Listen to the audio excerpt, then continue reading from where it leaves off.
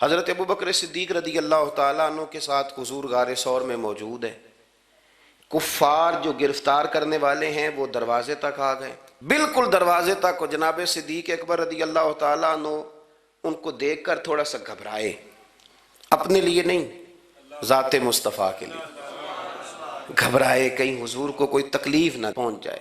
تھوڑا گھبرائے، یا رسول اللہ وہ تو قریب آ گئے، اور اگر انہوں نے پیروں کی جانب جھک کر دیکھا تو وہ تو ہمیں دیکھ لیں گے. بالکل سرانے پہنچ گئے، یہ آ گئے، کھڑے ہو گئے، اور درمیان میں پردہ کیا ہے؟ مکڑی کا جالا. اور مکڑی کا جالا پھونک سے بھی اڑ جاتا ہے، تو مکڑی کا جالا بیچ میں. حضور وہ تو پہنچ گئے، ذرا جھک کر کے دیکھیں گے تو وہ تو ہمیں پکڑ لیں گے. اب یہ وقت تربیت ہے، اور وہ تربیت جو محبوب نے اپنے اس عظیم صحابی کی فرمائی، اس تربیت کو میرے رب کریم نے قرآن مجید میں بیان فرمایا. حضور فرماتے ہیں، رب فرماتا ہے کہ فرمایا محبوب نے، فرمایا لا تحزن، ابو بکر گھبرانا. یہ ایک موقع ہوتا ہے جب انسان کو گھیر لیتی ہیں مشکلات چاروں جانب سے، اور جو بھی آتا ہے وہ اسے مایوس ہی کرتا ہے. لیکن حالات کے سہمے ہوئے لوگوں کو بتا دو، حالات بدل جاتے ہیں، ایک جیسے نہیں رہتے. کہا لا تحزن، ابو بکر گھبرانا. کیوں؟ ہماری فوجیں آ کے انہیں پکڑ لیں گی، یا اندر ہمارے پاس کوئی ایسا اسلحہ موجود ہے کہ ہم ان پر چھوڑ دیں گے تو یہ مر جائیں گے. لا تحزن، ابو بکر گھبرائیے مت. کیوں نہ گھبرائیے؟ اس لیے کہ ان اللہ معنا، بے شک اللہ ہمارے ساتھ ہے. جن کے ساتھ رب ہو انہیں گھبرانا نہیں چاہیے. انہیں گھبرانا، کہ جو مسلح کی قوت ہوتی ہے، یہ دعا کی طاقت ہوتی ہے، دعا صلاح المومن، یہ جو قوت ہوتی ہے انسان کے پاس، یہ جو اس کے پاس ہتھیار ہوتا ہے کہ آج رات منا لوں گا میرا رب کرم فرما دے گا، یہ جو اس کے پاس قوت ہوتی ہے، یہ اسے کمزور نہیں پڑنے دیتی، اسے طاقتور رکھتی. تو حضور نے افکار کے اندر یہ حسن پیدا کیا، لوگوں کو بتلایا کہ بجائے اس کے کہ تم کوئی چور رستہ تلاش کرو، کوئی سیاست کرنے کی کوشش کرو، تم کوئی ایسی راہ اختیار کرو جو تمہیں محسوس ہو کہ درست نہیں ہے، اس رستے نہ چلو، بلکہ تم اپنے رب کو منانے والے رستے پہ چلو.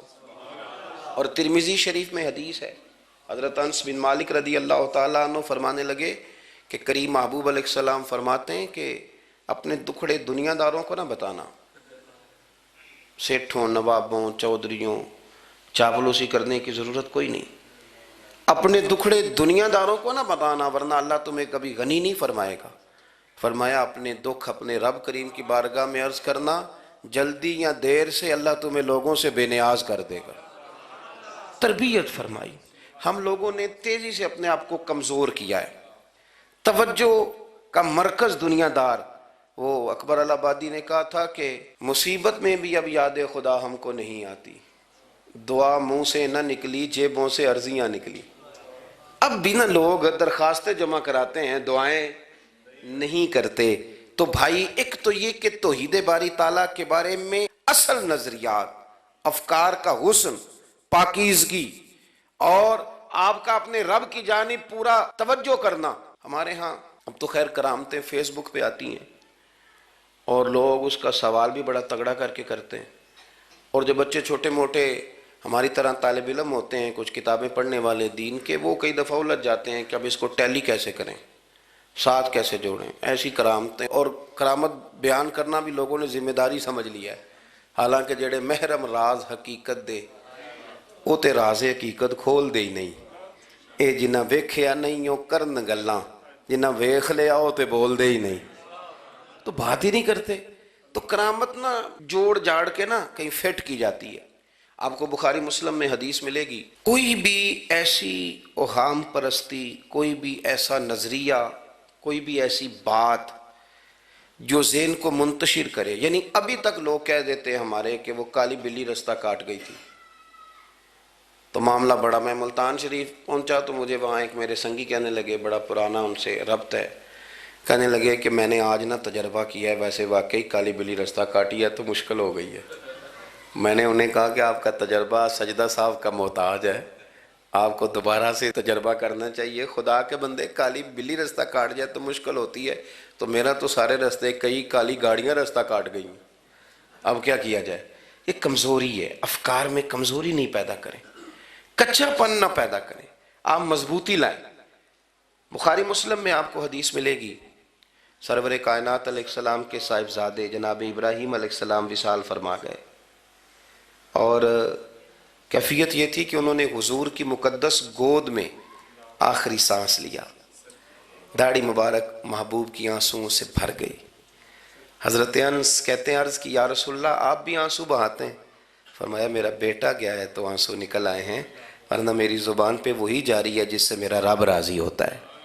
اسی دن نہ، جس دن سرکار کے صاحبزادے کا وصال ہوا، اسی دن سورج کو گرہن ہو گیا. کچھ لوگوں نے بات جوڑ دی، کہنے لگے کہ آج چونکہ حضور سید عالم علیہ السلام کے صاحبزادے کا وصال ہو گیا ہے تو آج دیکھو سورج کو بھی گرہن ہو گیا ہے. بات جوڑ دی. غم کی کیفیت تھی، سرکار کی مقدس داڑھی آنسوؤں سے بھری ہوئی تھی، حالات کا تقاضا اور اس کی سمت کچھ اور تھی. حضور نے جمعے کا انتظار نہیں فرمایا، فرمایا بلاؤ لوگوں کو مسجد میں. لوگ جمع ہو گئے اور صحابہ فرماتے ہیں ہمارے خیال میں یہ تھا کہ یہ موقع نہیں تھا. آج نہ جہاد کے لیے حکم آنا ہے، کس مقصد کے لیے حضور نے طلب فرمایا، لیکن جب ہم گئے اتنا ضروری کام ہے نظریات کا صاف ہونا کہ اللہ کے محبوب نے لوگوں کو اسی دن بلا کے فرمایا لوگوں سنو، سورج اور چاند کو جب گرہن لگے تو استغفار پڑھا کرو، تسبیحات کیا کرو، نوافل ادا کیا کرو، اللہ کے حضور حاضر ہوا کرو. فرمایا یہ سورج اور چاند کو جب گرہن لگے تو یہ اللہ کی نشانیوں میں سے نشانی ہوتا ہے. کسی بندے کے دنیا سے جانے کا اس کے ساتھ کوئی تعلق نہیں. تم نے اپنے ذہن کو ٹھیک رکھنا، افکار کو ٹھیک رکھنا، کسی بھی قسم کی تم نے اوہام پرستی کا شکار نہیں ہو. مضبوط رہیں، مضبوط رہیں. اٹھ باندھ کمر کیوں ڈرتا ہے، پھر دیکھ خدا کیا کرتا ہے.